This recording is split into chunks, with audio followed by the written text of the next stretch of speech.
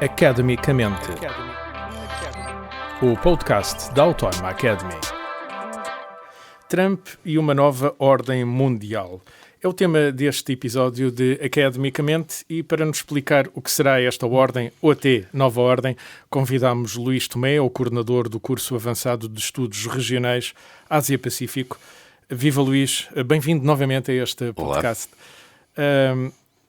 Trump é sempre uma surpresa ou talvez não. Trump tem aliados, declarou-os, tem inimigos, declarou-os, mas se olharmos para aquilo que de mais recente aconteceu, tarifas aduaneiras são mais altas para os vizinhos Canadá e México do que para a China. Isto era expectável? Era, porque nós já não nos podemos surpreender porque temos a experiência da primeira administração Trump. E se é algo que reconhecemos, e porventura é dos poucos méritos que lhe podemos reconhecer enquanto Presidente dos Estados Unidos, é que ele é coerente. Aquilo que foi dizendo e ameaçando nas campanhas, ele tenta cumprir no exercício da presidência. Portanto, desta vez não há motivos para estranhar. Agora, não podemos pensar nos termos normais, aquelas que são as decisões nas muitas matérias. Basta ver a quantidade de ações executivas que ele já lançou desde que tomou posse agora pela segunda vez. Não podemos atribuir a racionalidade habitual. Por exemplo, a propósito das tarifas, é uma evidência que estamos a falar de aliado e parceiro, como o Canadá e o México. Vem aí também, ele anunciou muito em breve, tarifas importantes para a União Europeia, que aliás está farto de repetir que, segundo ele, a União Europeia tem tratado mal os Estados Unidos e apenas de 10% de tarifas à China, crescidas aliás a todas as tarifas, e não são poucas, já existem desde o seu primeiro mandato, porque Biden não só as manteve, como até implementou mais algumas. Agora, ele faz isto, por um lado, porque tem objetivos geopolíticos. Ele usa as tarifas, ele usa a guerra comercial, ele usa a coerção económica para fins geopolíticos. Não é apenas para dividendos económicos, porque desse ponto de vista é evidente... Do ponto de vista até seria contraproducente. Isto vai prejudicar a economia americana. Vai prejudicar a economia americana, vai prejudicar o comércio dos Estados Unidos, vai prejudicar a capacidade competitiva dos produtos americanos dentro dos Estados Unidos, porque os consumidores vão pagar mais. Se pagam mais pelos componentes e produtos que entram nos Estados Unidos, o consumidor americano vai pagar mais, portanto há o risco de inflação. Sim. Mas é que também o produto final americano, como fica mais caro por causa destas tarifas, torna-se menos competitivo no mercado global e, portanto, venderá menos a favor de outros países cujos produtos vão vender mais. Então, não há uma racionalidade económica, mas há uma racionalidade geopolítica nestas decisões. Porque nós não podemos desligar esta decisão de muitas outras. E há um objetivo, que eu creio que muita gente ainda não percebeu, mas que ele já assumiu, esta administração já assumiu, em destruir a ordem mundial tal como nós a conhecemos, pelo menos desde a Segunda Guerra Mundial e, sobretudo, desde o final da Guerra Fria. O Marco Rubio, o secretário de Estado, disse no Comitê de Relações Externas do Senado, expressamente, que já não é só o problema desta ordem mundial estar obsoleta. É porque é uma arma usada contra os Estados Unidos. E, portanto, eles querem destruir esta ordem que, na sua visão, é uma arma usada contra os Estados Unidos. É por isso que, para além das tarifas, nós vemos, por exemplo, os ataques constantes ao multilateralismo e às instituições. Só acordos bilaterais. Por exemplo, ele retirou, mais uma vez, os Estados Unidos do Acordo de Paris sobre o combate às alterações climáticas, novamente da Organização Mundial de Saúde, do Acordo Quadro de Cooperação Económica no chamado Indo-Pacífico, que Biden tinha criado, os ataques às Nações Unidas, que são o core, digamos, da segurança coletiva. E uns abanões à NATO. É o desinteresse completo pela NATO e por outras alianças dos Estados Unidos, é o desinteresse pelo internacionalismo humanitário, tanto que suspendeu praticamente toda a ajuda, toda a assistência externa, incluindo a Ucrânia, com exceção de Israel e do Egito. E mais, é que para além disto tudo, que desmantela os alicerces da chamada ordem liberal, grande parte daquilo que corresponde ainda à ordem mundial, ele está a fazer, por um lado, aquilo que é chamada doutrina de Putin, e, por outro, aquilo que é a visão de Xi Jinping, presidentes da Rússia e da China. No discurso de tomada de posse, também não percebo porque é que muita gente não deu peso a isto, no discurso de tomada de posse, este 20 de janeiro, Donald Trump disse que os Estados Unidos vão voltar a ser uma nação em crescimento incluindo a expansão territorial. E, portanto, quando ele fala da Groenlândia, do Canal do Panamá, quando fala do Canadá ou até do Ártico, ele está expressamente a dizer que os Estados Unidos querem expansão territorial. Aliás, ele disse, seja pelo poder económico por qualquer ou pelo via. outro. Exatamente. Por isso é que eu falo em objetivos geopolíticos que podem ser atingidos pelo instrumento económico ou pelo outro. Ou pelo instrumento diplomático ou pelo instrumento militar. O que é que isto significa? Que, na verdade, na visão de Donald Trump, ele quer regressar a uma espécie que eu tenho chamado de desordem mundial do século XIX e da primeira metade do século XX, em que o que define são apenas os interesses dos impérios ou das grandes potências. Ainda por cima, grandes potências ou impérios que têm direito, uma espécie de direito natural. Nos Estados Unidos é o famoso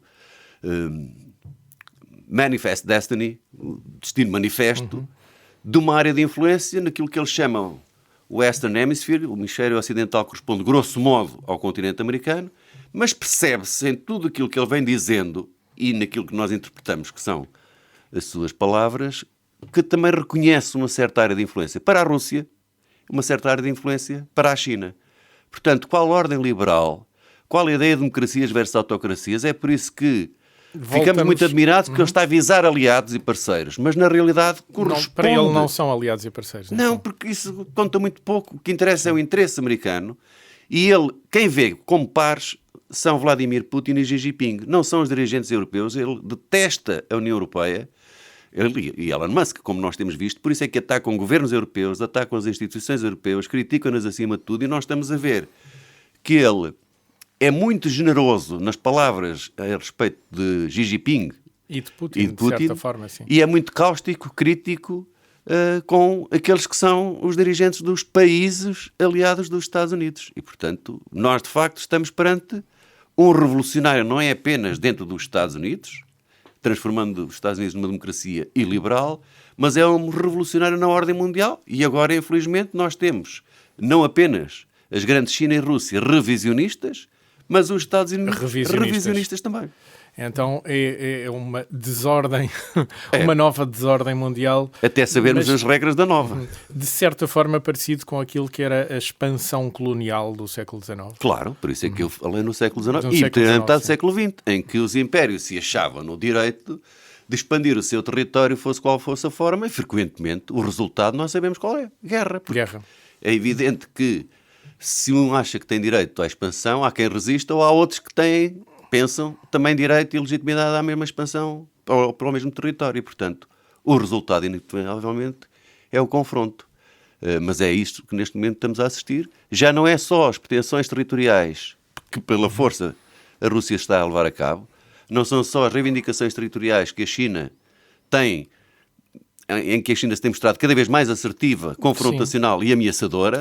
Agora também são os Estados Unidos. A Marinha chinesa até a ter um certo papel de relevo em... Marinha e o Exército, porque é bom não esquecer que em 2020 a China matou, o Exército Popular de Libertação Chinês matou 20 soldados indianos, e não foi a Marinha, foi o Exército. Foi o Exército. A Marinha é muito presente, sobretudo nas reivindicações do Mar do Sul da China, ao Estreito de Taiwan e no Mar da China Oriental, mas enfim, a China é um colosso militar em todos os domínios e, portanto, aí não é só Marinha, não é só Exército Terrestre, não é só Força Aérea, são capacidades ciber, mísseis nucleares por aí fora. Sim, a China dá cartas nesses domínios todos, seguramente, militar também. Então, olhamos para aliados de uma maneira diferente. Estes eram os aliados da velha ordem, não serão os aliados da nova desordem, e ao ombrear com grandes potências como a China e também a Rússia, os Estados Unidos nestas pretensões coloniais, digamos assim. Justamente, sobre a Groenlândia e o Canal de Panamá. O Canal de Panamá tem uma questão estratégica muito importante, não é? De tráfego marítimo. A Groenlândia tem reservas que podem ser interessantes para os Estados Unidos. Não é não é nada novo. Já vem da administração anterior de Trump este interesse pela Groenlândia. Por que estes territórios em concreto? Nós temos de perceber que a Groenlândia tem, de facto, interesse estratégico e de segurança para os Estados Unidos. Está muito próximo do continente americano.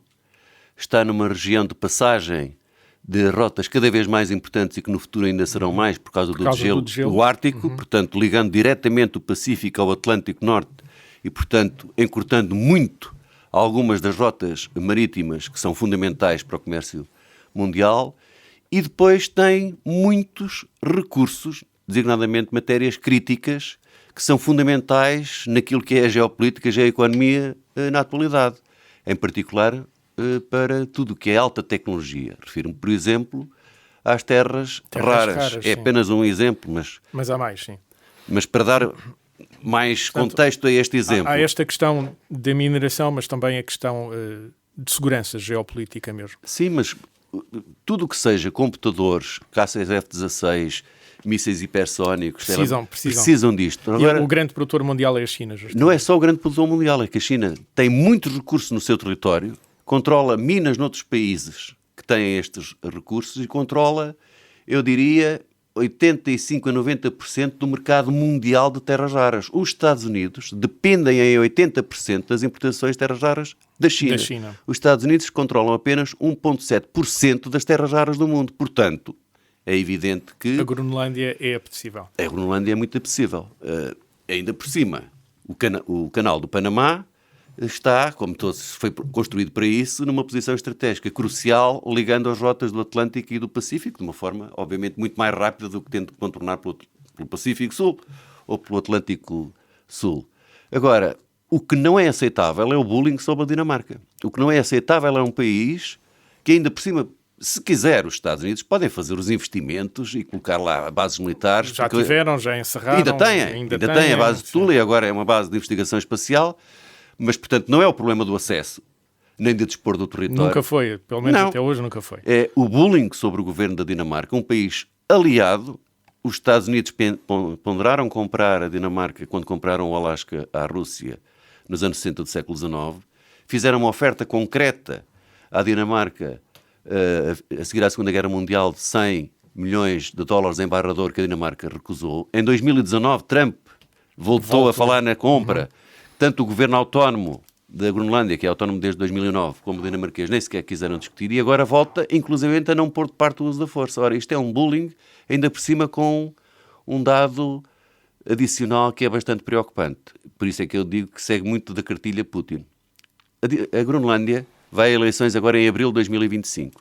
E o que já estão a fazer uma série de trampianos e os seus aliados de tecnologia é a interferência nestas eleições na Groenlândia para promover a independência da Groenlândia e depois...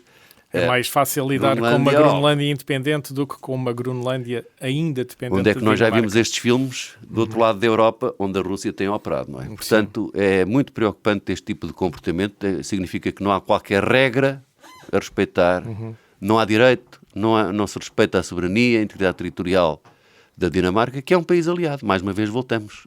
São os mais maltratados por esta administração. Aliado nesta ordem. Sim, formalmente é aliado, mas quer dizer, na visão de Trump isso conta muito pouco. Conta nada. Conta nada. Pelo menos para decretar taxas alfandegárias não conta. Ou para reivindicar territórios. Ainda é pior. Ainda é mais grave. Como é que a Ucrânia fica no meio disto tudo? Pois, a Ucrânia insere-se neste contexto em que a prioridade da administração Trump é acabar com a guerra na Ucrânia. Pelos vistos, está a negociar diretamente com a Rússia. Há emissários da administração Trump que têm estado a negociar com emissários de Vladimir Putin. Ele, Donald Trump, já expressou vontade em se reunir com Vladimir Putin e o que tudo indica é que Donald Trump se prepara para fazer um acordo com Vladimir Putin, portanto, percebendo quais é que são, no fundo, as condições aceitáveis para o Kremlin e depois oferecer esse plano à Ucrânia e aos europeus que não têm grande margem para não aceitar e ele vai aparecer como pacificador. O problema é que quem deve negociar as condições do cessar-fogo e da paz é a Ucrânia. Sim, foi o país agredido e invadido. Uma das partes aparentemente não será tida em conta. Agora, como é que se pode os Estados Unidos, neste caso, substituírem-se à Ucrânia, negociando eles diretamente com a Rússia, as condições em que a Ucrânia ficará? O que já se percebeu é que provavelmente Donald Trump não se importa de entregar parte do território que a Rússia já ocupa. A Rússia diz que não abdica nem da Crimeia nem das 4 regiões que formalmente anexou. Quer o fim das sanções, quer uma decisão definitiva que impeça a Ucrânia de entrar na NATO, mas isto é o direito de veto que Putin sempre quis sobre os países soviéticos. No fundo, Putin gostava de ser a União Soviética, porque na sua visão dele, a Federação Russa, deveria ser o que foi a União Soviética e o que foi outrora o Império Russo. Isto é inaceitável.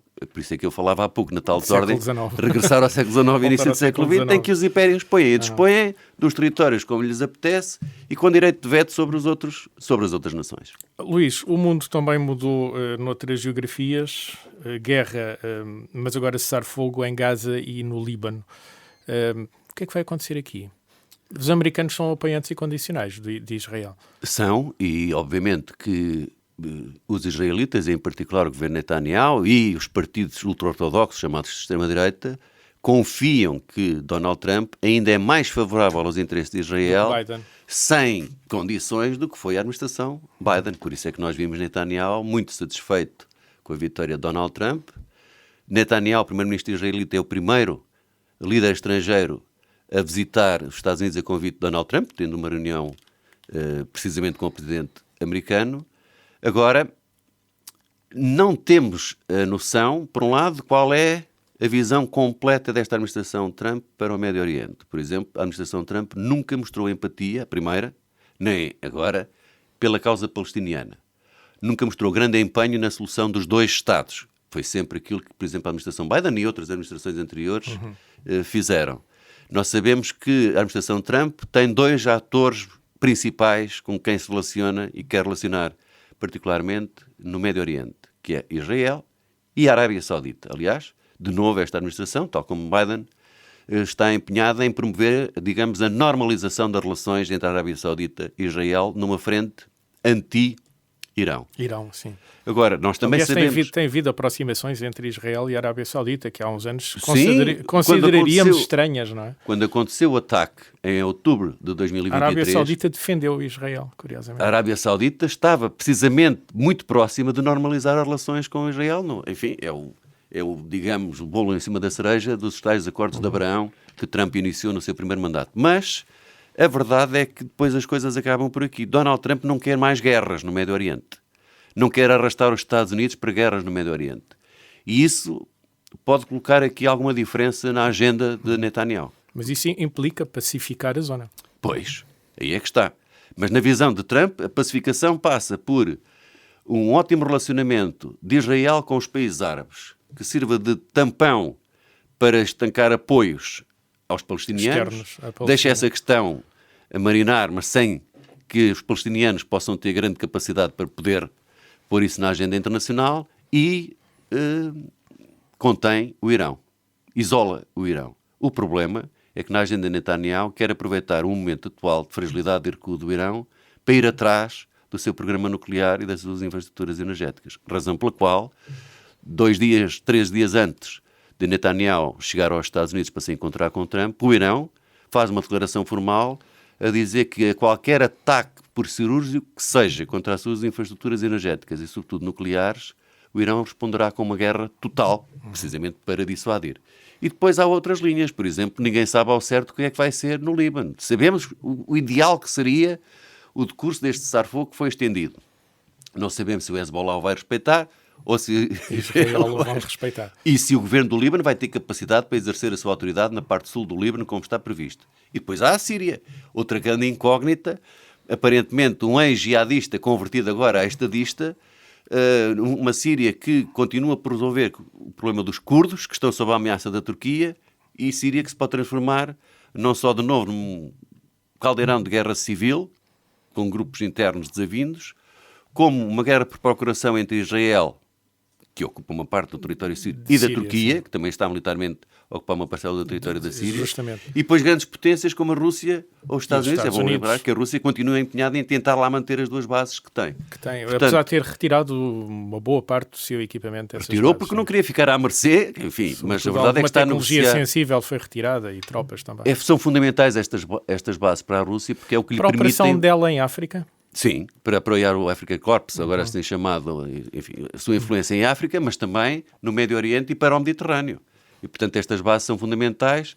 As alternativas seriam, porventura, no Líbano, na Líbia, perdão, mas a Líbia também não tem condições políticas. Mas há uma base Rússia, metade da Líbia, vá. Mas não tem as condições que oferece designadamente o porto naval que tem na Síria, e, portanto, a Rússia vai tentar manter, é por isso que Então, o novo líder da Síria disse, ok, para isso é preciso que a Rússia devolva Bashar al-Assad para ser julgado e morto porventura na Síria, que ele está refugiado na Rússia, como sabemos, sim. E que a Rússia pague as reparações pelos erros que cometeu e a reconstrução da Síria. Não me parece que a Rússia vá fazer, ou que tenha condições de mas fazer. Ao menos vai oferecer a contrapartida, que é a Rússia não tentar derrubar as autoridades atuais e, portanto, pode ser que... o atual governo. Mas é outra incógnita. Mas vai ser as perguntas são muitas. Vai ser um puzzle muito complicado. Muito complicado. A Síria vai continuar partida. Vai ser um puzzle e o Médio Oriente não vai continuar pacificado, não vai ficar pacificado como todos os E o Irão vai-se deixar isolar? Não, vai fazer o possível. Ele, aliás, tem 2 grandes parceiros externos, a Rússia e a China. Portanto, desse ponto de vista, não é para lhe isolar. O Irão receber, aliás, mais ajuda agora, sobretudo da Rússia, com quem estabeleceu uma parceria mais completa, assim, até porque está a municiar a Rússia de mísseis e de munições. Portanto, tem 2 grandes atores externos com o Irão e depois continua, embora enfraquecidos, o Irão continua a ter grande influência e alguns grupos, sejam os Houthi no Iémen, seja ainda o Hamas, seja ainda o Hezbollah, seja alguns grupos dentro da Síria e no Iraque. Portanto, é verdade que agora está em recuo, está mais frágil, está dividido, e isso pode vir a ser uma outra questão. Sim, há divisões dentro do regime. Há divisão dentro do regime, há a substituição do Ayatollah Khamenei, que está para muito breve e, portanto, isso também pode levantar problemas de autoridade no regime. Portanto, há muitas variáveis. A questão é que o mundo ou uma região não se governa, não se decidem os seus destinos por decreto ou por uma ação executiva, como às vezes Donald Trump pensa. Gosta de fazer, pelo menos. Luís Tomé, muito obrigado pelo tempo a despender a ajudar-nos a perceber esta nova desordem mundial, quase como no recuo aos velhos impérios do século XIX. Eu é que agradeço. Academicamente. Este programa foi gravado nos estúdios da Universidade Autónoma de Lisboa.